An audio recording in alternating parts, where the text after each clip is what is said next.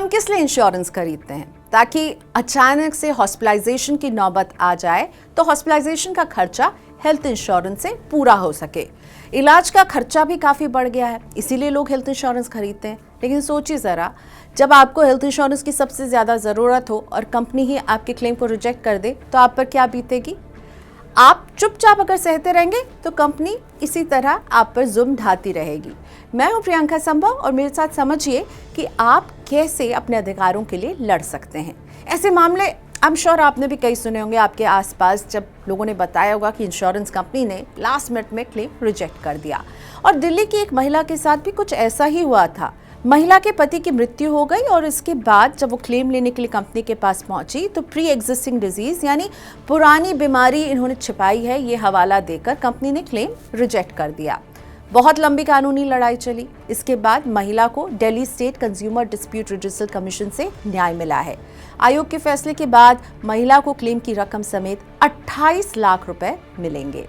ये तो अच्छी खबर रही, लेकिन आपको भी ये जान लेना चाहिए कि अगर आपके पास एक हेल्थ इंश्योरेंस है, कंपनी आपके क्लेम को जब रिजेक्ट कर देती है तो आपके पास क्या रास्ते बचते हैं।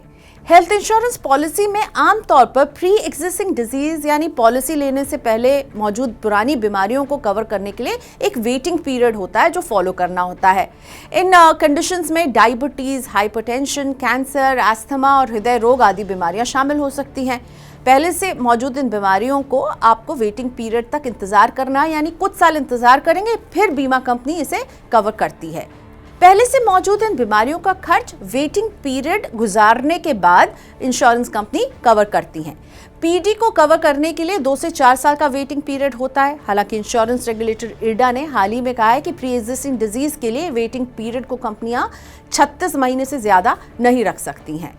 प्री एग्जिस्टिंग डिजीज ही एक आधार नहीं होता है, और भी कई वजह हो सकती हैं जब इंश्योरेंस कंपनी आपके क्लेम को रिजेक्ट कर दे और आप बतौर पॉलिसी होल्डर महसूस करें कि आपके साथ गलत हुआ है, ये कंपनी का डिसीजन अनफेयर था। तो आपको क्या करना है, अब ये समझिए। सबसे पहले आपको 2 चीजें देखनी होंगी। पहला, क्लेम खारिज होने की वजह क्या है, कंपनी इसे क्या बता रही है, और दूसरा, पॉलिसी में इसके लिए सुझाए गए उपाय क्या हैं। दरअसल इंश्योरेंस पॉलिसी में क्लेम रिजेक्ट होने पर उठाए जाने वाले कदमों का जिक्र होता है। क्लेम रिजेक्ट होने पर सबसे पहले आपको हेल्थ इंश्योरेंस कंपनी से संपर्क करना होगा।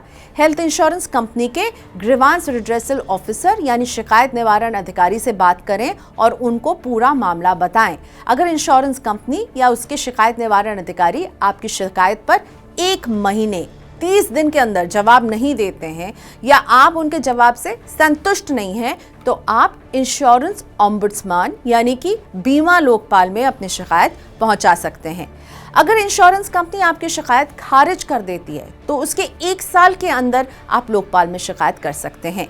ऑनलाइन शिकायत करने के लिए बीमा लोकपाल परिषद की वेबसाइट www.cioins.co.in पर आपको शिकायत रजिस्टर करनी है। इस बात को भी जान लें कि बीमा लोकपाल को जब आप शिकायत करेंगे और सारी डॉक्यूमेंट्स जब आप सबमिट करेंगे, उसके 3 महीने के अंदर बीमा लोकपाल आपको आपके प्रॉब्लम के सॉल्यूशन देगा, यानी रेजोल्यूशन 3 महीने के अंदर लोकपाल को करना है। बीमा लोकपाल के कार्यालय जाकर या ईमेल और पोस्ट के माध्यम से आप अपनी शिकायत दर्ज कर सकते हैं। बीमा लोकपाल में मुआवजे की रकम 50 लाख रुपए से ऊपर नहीं होनी चाहिए।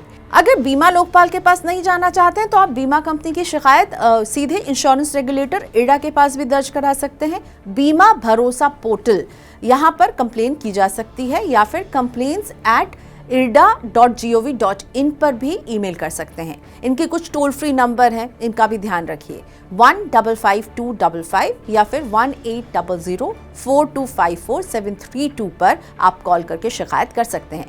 अगर पॉलिसी होल्डर को लगता है कि बीमा लोकपाल का आदेश उसकी अपेक्षाओं के अनुरूप नहीं है तो वो कानूनी रास्ता अपना सकता है। उसके पास कंज्यूमर फोरम यानी कि कंज्यूमर कोर्ट भी जिसे हम कहते हैं या फिर सिविल कोर्ट का दरवाजा खटखटाने का विकल्प है। कंज्यूमर कोर्ट आम उपभोक्ताओं की शिकायतें सुनने के लिए ही बनाया गया है। कंज्यूमर कोर्ट पॉलिसी होल्डर के लिए कम खर्चीला विकल्प होता है। वैसे अगर आप हेल्थ इंश्योरेंस खरीद रहे हैं तो कुछ बातों का ध्यान रखिए, जैसे कि पुरानी बीमारियों की जानकारी कंपनी को आप जरूर दें, कुछ भी ना छुपाएं। और अब अंत में आपको हम देते हैं एक चेकलिस्ट। अगर आप हेल्थ इंश्योरेंस पॉलिसी ले रहे हैं ना तो कुछ बातों का ख्याल रखना है, जैसे कि पुरानी बीमारी, प्री एग्जिस्टिंग डिजीज की हर जानकारी, हर डिटेल कंपनी को जरूर दें। कोई सर्जरी हुई हो, कोई पुरानी बीमारी है जो ठीक हो गई हो, इसके बारे में भी बताना जरूरी है।